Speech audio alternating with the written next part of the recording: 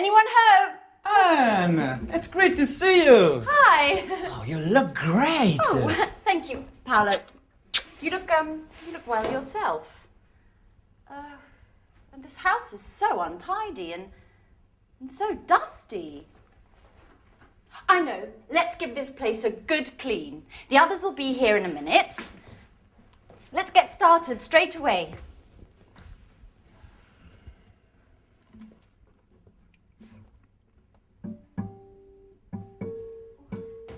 Right. Before you know it, we'll have cleaned and tidied everything. You haven't changed, Anne. Cleaning, dusting, tidying. It's just like when we were at university. Can't you think of anything else? Oh, look who's talking. Always strumming away on your guitar. Come on, Paolo. Don't be lazy. Oh. Come on, let's get started.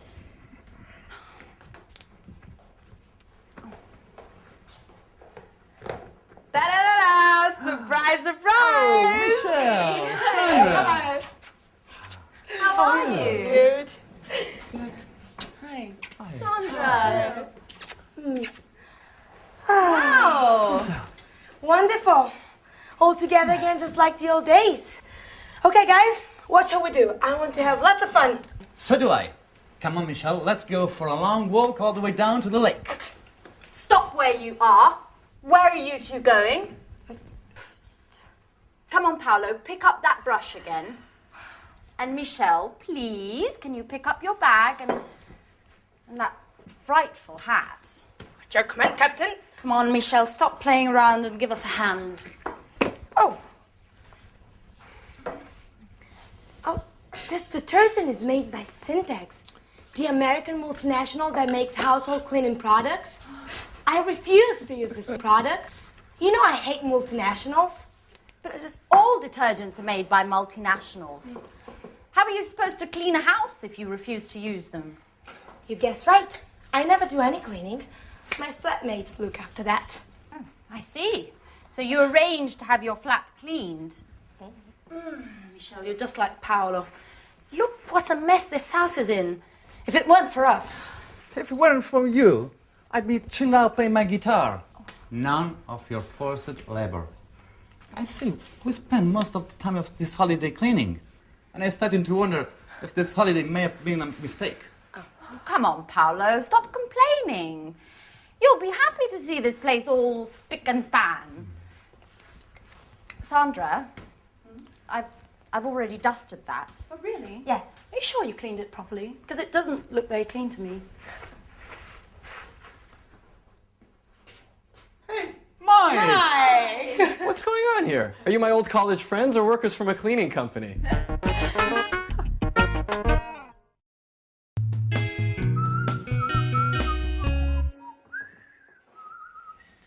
Come on, put away those brooms and detergents and let's toast the good old days. But Sarah's not here yet. That's odd. She should be here by now. She said she'd be here just after lunch. That's right. And she's the one who organized this reunion. Am I wrong? Or are you talking about me? Oh, Sarah, at last! Oh, don't get up.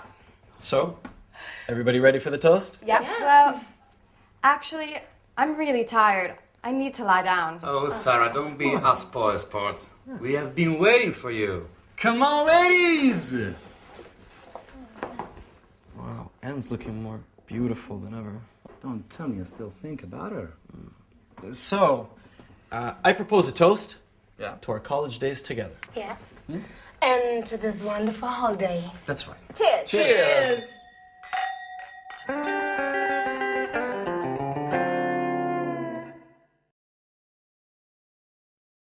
Hi again, and welcome back to your live TV program to learn some more English language. Now, in that last episode, Anne was quite surprised that Michelle doesn't clean her flat herself. In fact, she said, I see, so you arrange to have your flat cleaned. To have your flat cleaned. Now, that means that somebody else cleans the flat for Michelle. This is very interesting. Well, in fact, that's what I do too. I don't clean my flat myself. Somebody cleans it for me. So I have my flat cleaned every 2 weeks. Now, this is an interesting grammatical form because we use it when we talk about services. We talk about other people who offer us services. Let me give you another example. Hair. I don't cut my hair myself. It's too difficult. I can't do the back. So I go to the hairdressers, and that's a service. So I go to the hairdressers and they cut my hair. And I say, every month I have my hair cut. So that is a grammatical form using the verb have, which describes services. Somebody does something for you, and we can use it, for example, with the hairdresser, with the mechanic. For example, if your car breaks down, usually you go to a mechanic, with cleaners, with the dentist, things like this. So, services. So I'd like to go to the screen now and show you how this works grammatically, because it's very different to other languages. And we're using the verb have. That's why it's called the causative have. Causative in the sense that it causes things to happen, all right? Let's look at the form. Have something done. So in the present tense, you can say, every month I have my hair cut.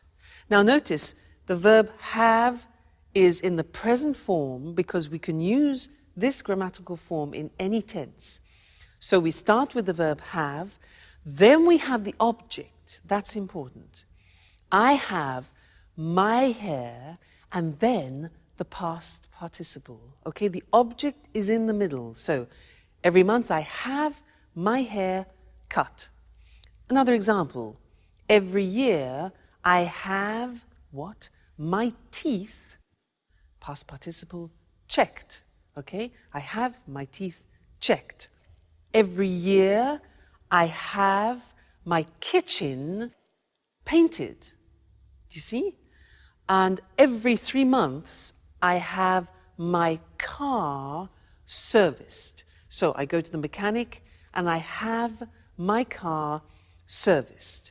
So be careful, because it's terribly important to put the object between the verb have and the past participle. I have my car serviced. Okay? Now, let's move on to the past tense, because as I said, you can use this form in any tense, past, present, future. So examples. Last week, I had my eyes tested. So the opticians, that's a service. I had my eyes tested. Yesterday, I had my photograph taken.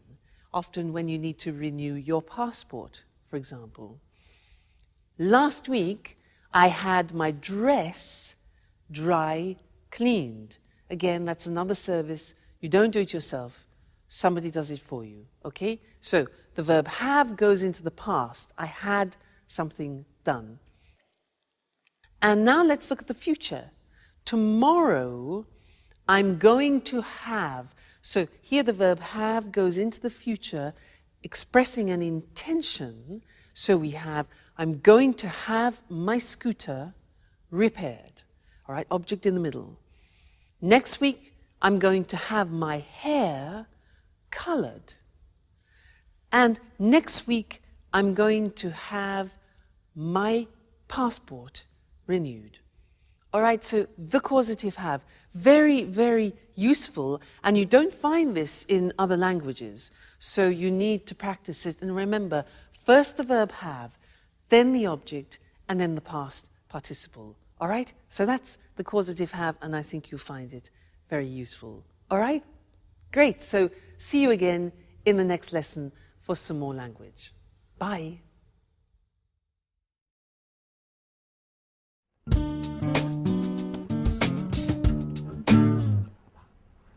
Life's hard for musicians, you know, Mike.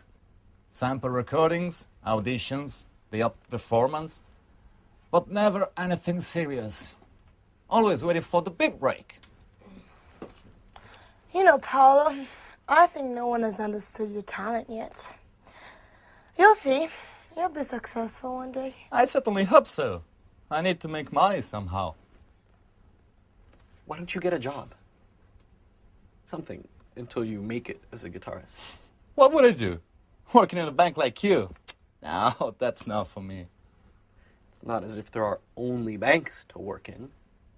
There are other jobs you could do. I know. I worked in a supermarket last year. What was that like? Oh, well, adding up all the time. And the alarm clock at dawn. I did it for 3 months. Oh, no. Normal jobs are not for me. I am an artist. What are you talking about? About work. Oh, by the way, Sarah, how's your pub coming on? Just a minute. What was it called? Blue Moon? That's it. You do it on purpose, don't you? Making things worse. With that sarcastic tone of voice. You like making fun of me.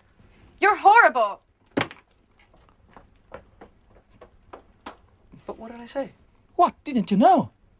Sarah's pub burned down 2 years ago. The insurance hasn't paid. They say the fire wasn't an accident. Sarah's lost everything, including the sense of fun she used to have. Man, I really messed up. I didn't know that had happened. We spoke at Christmas, but she didn't say the pub burned down. You don't know what Sarah's like. She doesn't like to speak this thing. This experience has really changed her. And I think this holiday will be good for her. Hey, what's going on?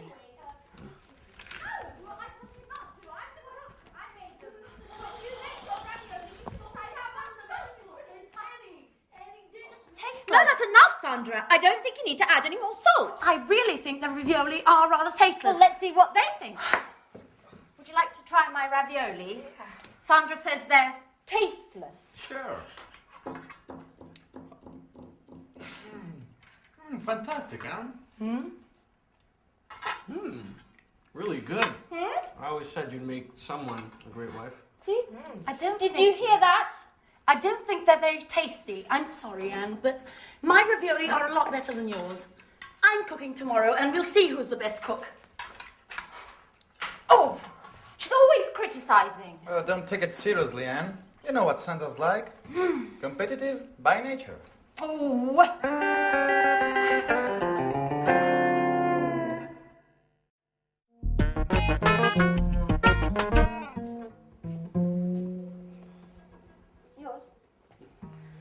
Okay, guys, let's have a chat. Tell me what you've been doing since we last met. Well, Paolo and I were talking about our work and our hopes for the future. Work. Let's talk about something a bit more interesting. Romances, passionate love story, things like that. Oh, you, for example, Anne. Have you got a boyfriend? Me? Well, why me? I've got to go to the kitchen to check on the roast. Oh, come on, Anne. Don't be shy. Answer Michelle's question. Okay. Well, there is someone. But he's not my boyfriend. What does that mean? He's my flatmate. His name's Jack. And he's going out with a friend of mine called Sharon. But I still hope I have a chance.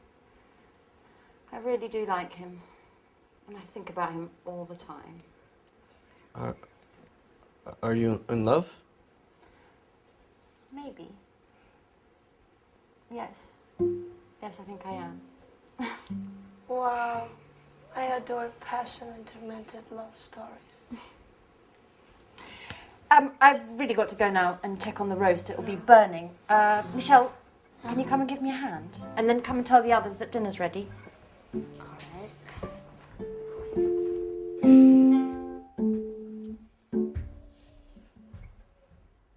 Mike? Mikey? Hello? Anyone there? Yes, what's wrong? Oh, you tell me. You look as if... I'm finished, Paolo. I wasn't expecting this. I thought that... I'm stupid. What are you talking about? What do you mean? Anne, she's in love with another man. And I was hoping that, we could become more than just good friends during this holiday. I've never stopped thinking about her. What an idiot. Sorry, Paulo, I have to be by myself for a while. No, but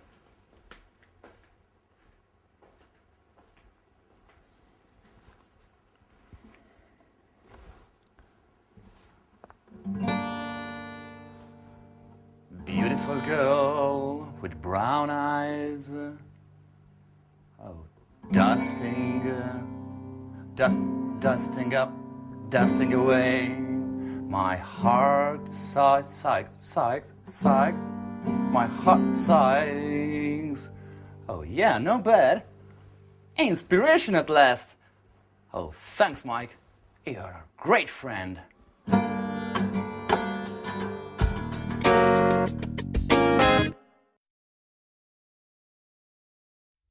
Hello again to you and welcome back. In that last episode, Sarah was in a bad mood. There's always a reason why somebody's in a bad mood, and she had a good reason. Do you remember what happened? Yeah? I'll read it to you so you do remember, because it's useful for us. It introduces a new grammatical form which I want to teach you. Paolo said, when she arrived, the place had burnt down. Now, can you imagine Sarah goes to her pub and it's burnt? So he says, when she arrived, the place had burnt down. Now, this had burnt down is what I want to teach you. It's the past perfect.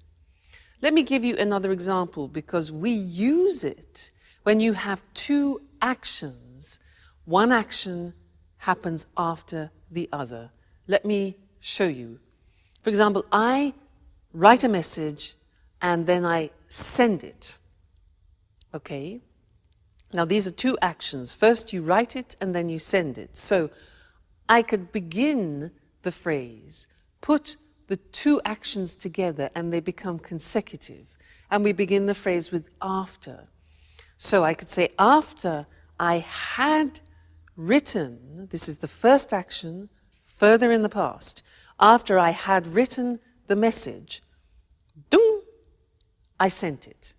The second phrase is in the simple past. So this is what I'd like to look at with you on the screen now, the past perfect, for two actions which happen at different times in the past. Now, if you look at the examples, the first one is, after I had checked my change, I left the shop.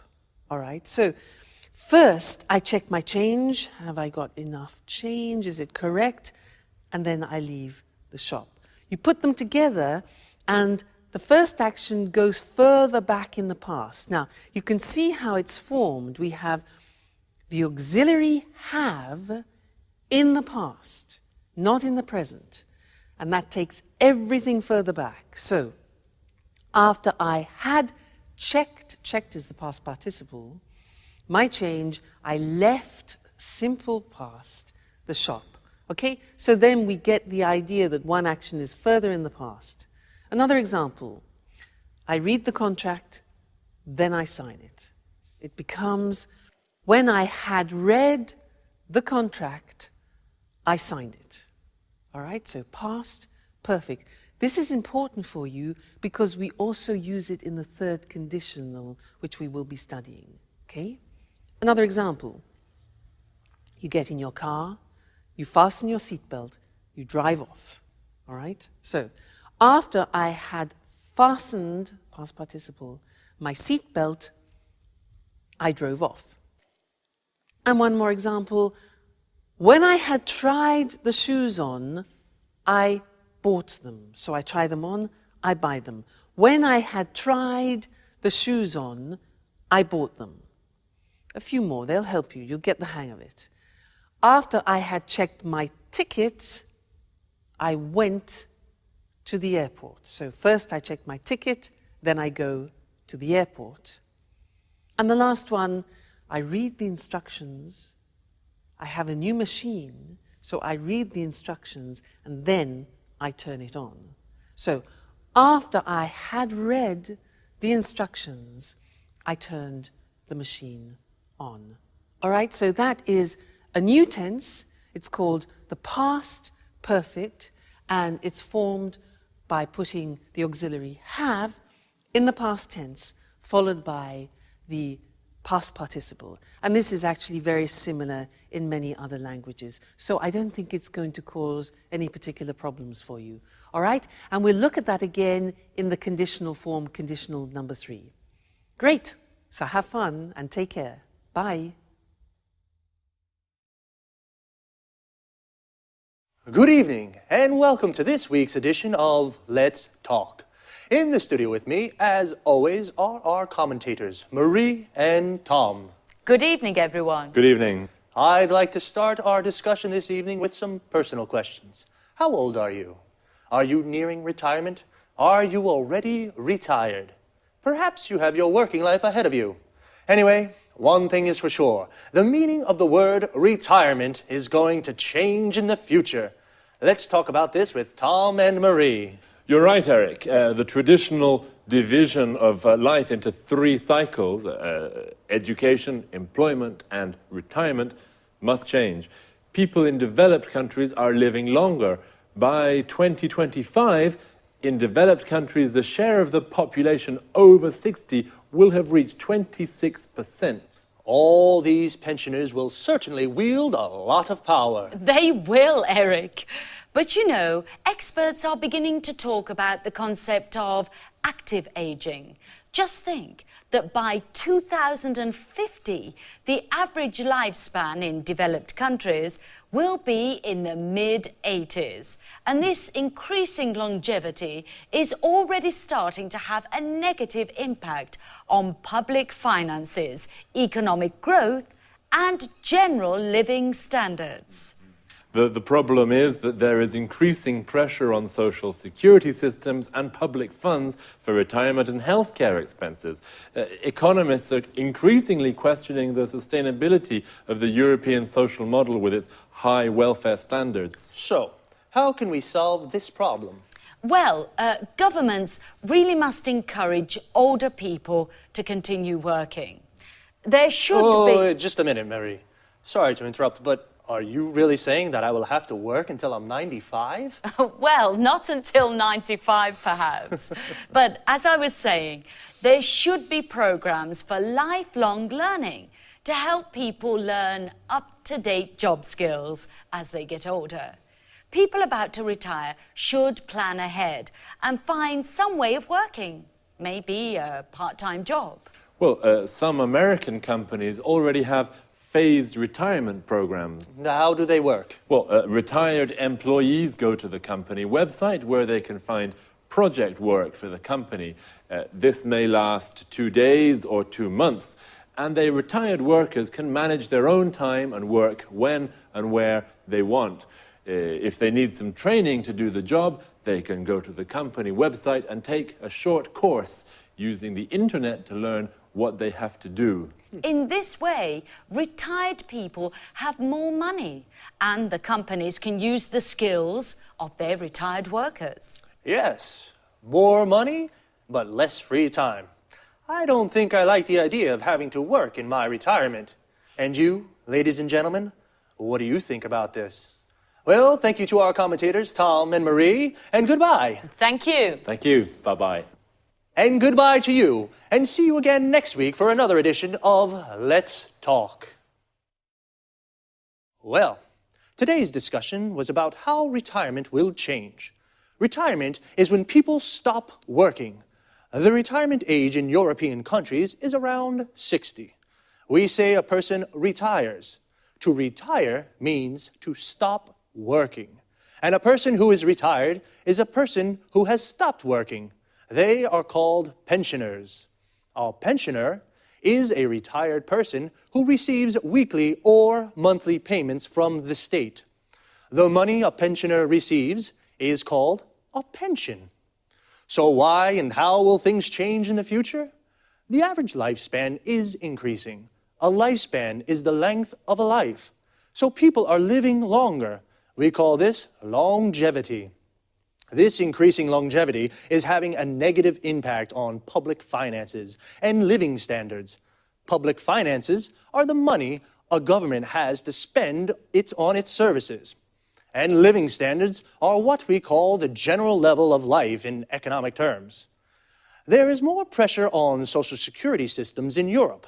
A social security system of a country is the system of a country has to support the members of its society. For example, sick, unemployed, or retired people. Economists, these are economic experts, question the sustainability of the European social model. That is, the social security systems of European countries. The sustainability means the ability to continue doing something.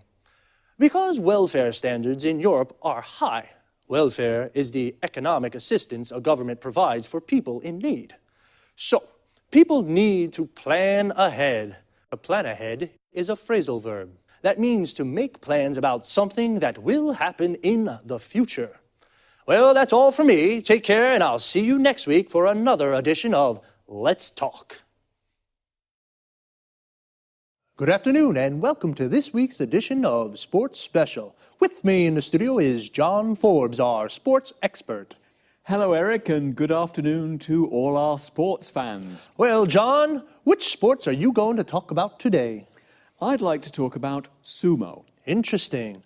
I must say I know something about the martial arts, karate and judo, but sumo? I know almost nothing. Those enormous guys, their unusual hairstyles, their colorful and rather unusual clothes. So, please tell us more. Well, Eric, you know sumo is a martial art too, and it's Japan's traditional national sport. In fact, it's one of the world's oldest sports. It was first mentioned in a Japanese book more than 1,000 years ago, but experts believe it might be much older. Really? More than 1,000 years old? Yes, and you know there are also ancient wall paintings showing the sport. Archaeologists think prehistoric man may have done sumo as a form of prayer to the gods for a good harvest. I think most people in the West watch these enormous wrestlers without appreciating these ancient traditions. That's right, Eric. Sumo isn't just a sport. It's more a way of life, and it's played an important role in Japan's cultural and religious history. In Japan, successful sumo wrestlers are looked up to as role models and heroes by many people. How does a sumo match work? Two men meet in a ring that is about 4.5 meters across. The aim of the game is to force your opponent out of the ring or make a part of his body, apart from the soles of his feet, touch the floor. A bout can last just a few seconds or as long as 3 minutes. Sumo wrestlers are very big, but they can move very quickly. Do you think I could be a sumo wrestler? Well, if you put on 100 kilos, maybe yes. Sumo wrestlers start their training when they're young boys. If they show promise, they go to live in a traditional Japanese house called a sumo stable. The young boys train a lot and look after the older wrestlers. They prepare their food and clean their rooms for them. Everyone in the sumo stable eats a lot. They eat lots of noodles, rice, fish, and chicken. The traditional dish is called chankanobi, and it's made with fish, meat, and vegetables. The wrestlers eat this with lots of rice, and they drink lots of beer too. Then they go to sleep. So, that's how they put on so much weight.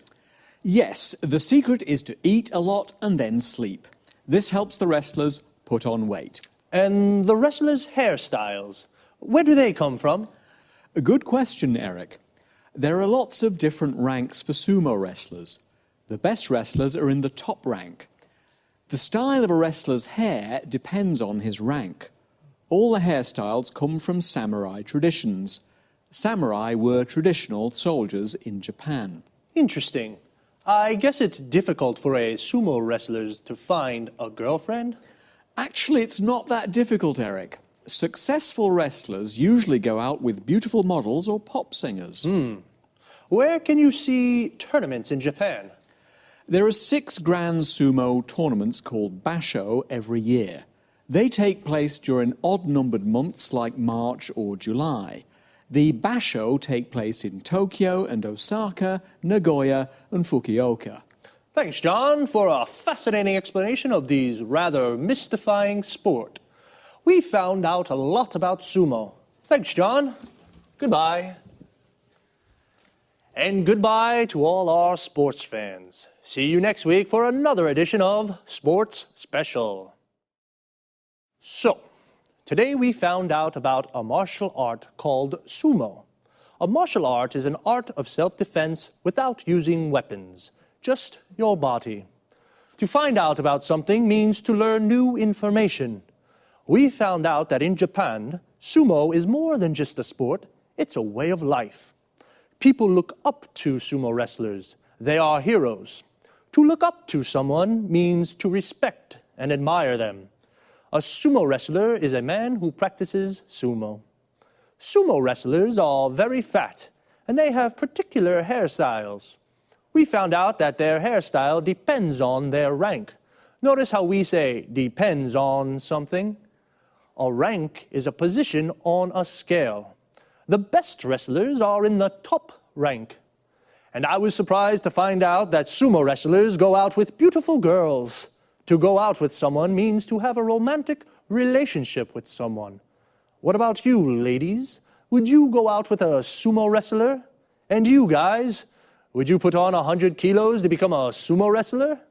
We say put on weight. This means become fatter. Actually, to put on so much weight, sumo wrestlers start training very young. If a boy shows promise, this means he shows ability at the sport. And what is the aim of the game? The aim is the objective. In football, the aim is to score a goal. In sumo, the aim is to force the opponent out of the ring. The opponent is the other person playing. The ring is the square platform where wrestlers and boxers fight. A wrestling or boxing match is called a bout. Sumo tournaments take place in odd number months. An odd number is a number that isn't divisible by 2. For example, 1, 3, 5, 7. 2, 4, 6, 8 are even numbers. An even number can be divided by 2. I have to leave you now, but see you here next week for another edition of Sports Special. Now let's watch the whole episode together.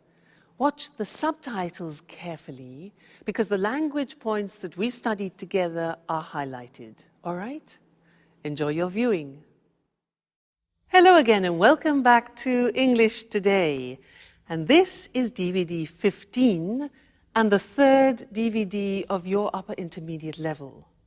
And in this DVD, we'll begin with another 2 episodes of our story, That's Life, followed by our special TV programs where we'll be talking about the option of working in retirement. And then our sports expert will tell us about sumo wrestling, fat and fast. Then in the grammar section, we'll learn how to use a grammatical form called the causative have, and also how to construct the past perfect tense. All right, so happy viewing. Hello again. In this lesson, we're going to learn a new grammatical form called the causative have, which is very similar to the passive form and is used when someone offers us a service. Let me give you an example. Every month, I have my hair cut. I have my hair cut. Okay, so that's an example of the causative have, which we'll study together later. But first, our story. In this part, Anne has arranged a holiday with her closest old college friends. It's summertime. So let's go and join them.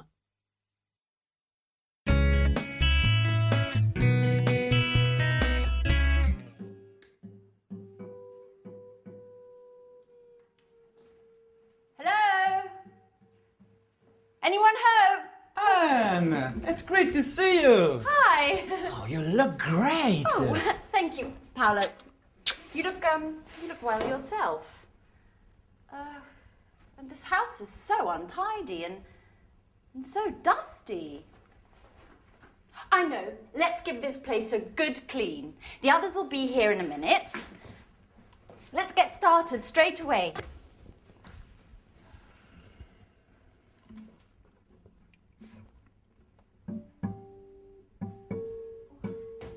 Right. Before you know it, we'll have cleaned and tidied everything. You haven't changed, Anne. Cleaning, dusting, tidying. It's just like when we were at university. Can't you think of anything else? Oh, look who's talking. Always strumming away on your guitar. Come on, Paolo.